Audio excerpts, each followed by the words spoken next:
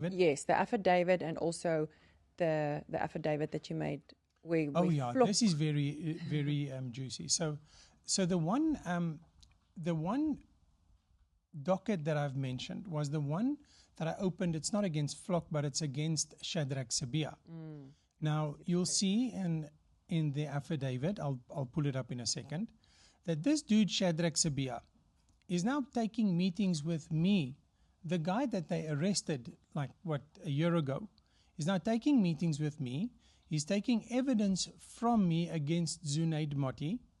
Paul O'Sullivan is taking information against Zunaid Motti, and Chad Thomas is taking leads and proof against Zunaid Motti. And now comes the turn of the tide. In 2013, this is when Shadrach Sabia was supposed to arrest Zunaid Motti. But then Paul O'Sullivan ran out of money and went to Zunaid Motti for help. Chad Thomas went to Zunaid Motti for help. And the irony is that these two at one point investigated one another, Chad Thomas and Paul O'Sullivan. And I had to bail Paul O'Sullivan out. But what's crucial in the one affidavit that I'm going to draw up, General Makanwazi, is this. General Shadrach Sabia, if you arrested the dude and it's high time, you could subpoena his cell phone records, and you will see in January of 2012 how many times Shadrach Sabia phoned me to beg me not to confirm to Paul O'Sullivan that he owns a nightclub. Now, the nightclub is 1 block away from Pretoria Station, the rail station. Wow.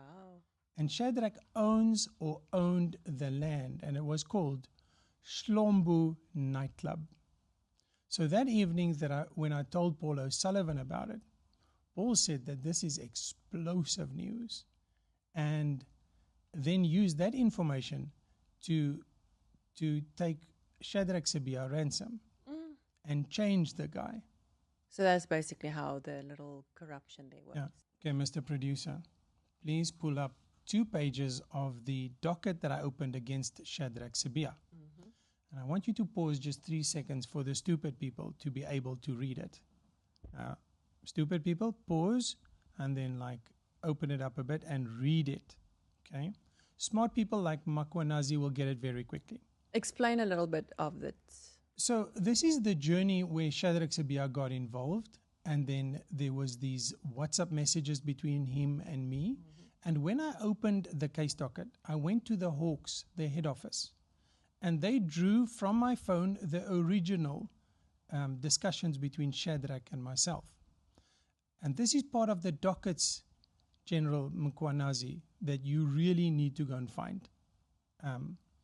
Now, what's interesting for people out there is this. Remember, I'm this big criminal.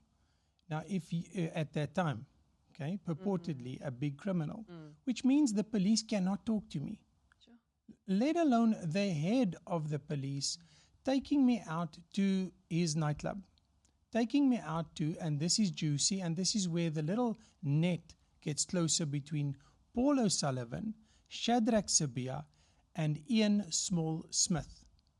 So Ian Small Smith is Mr. Fixer, as I've said before. At the time when I met Shadrach Sabia, Ian was trying to get Shadrach Sabia to stay in the police force, like everybody's doing now. So these people are funded by Zunaid Motti.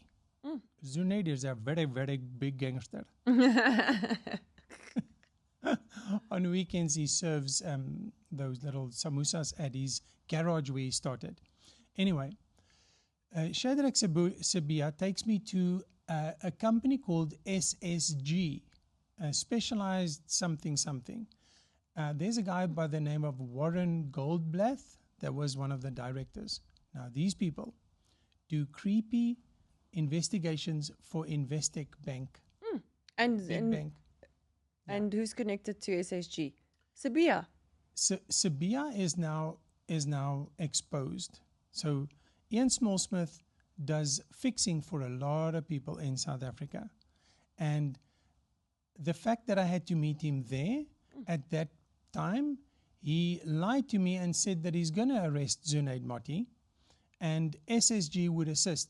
But then SSG turns around and says, well, we do all the investigations for Investec Bank. Zunaid Motti owes Investec Bank 1.8 billion rand at that time. And they cannot see Zunaid Motti being arrested because then they'll forfeit their loan.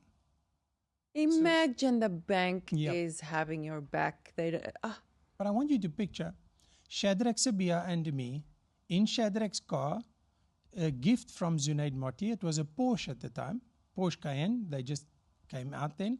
And I'm driving with the head of the Hawks, singing Kumbaya. We're going to arrest Zunaid Motti and all these gangsters that stole from the government.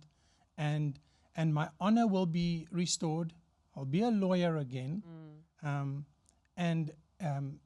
Funny enough, at the time, they were all ganging up against me. Imagine you think that you Yeah. have justice, but justice is like turning its back on you. So, Paul O'Sullivan, when next time you go on national television, just remember, dude, when you were down and out and needed a windscreen and some food, this guy gave you the money. And in that same message, he acknowledges that he works for Zunaid Motti full-time. But the media won't run with this, Mel. The cowardly media, if they find me kicking a dog by the side of the street, they'll report for days.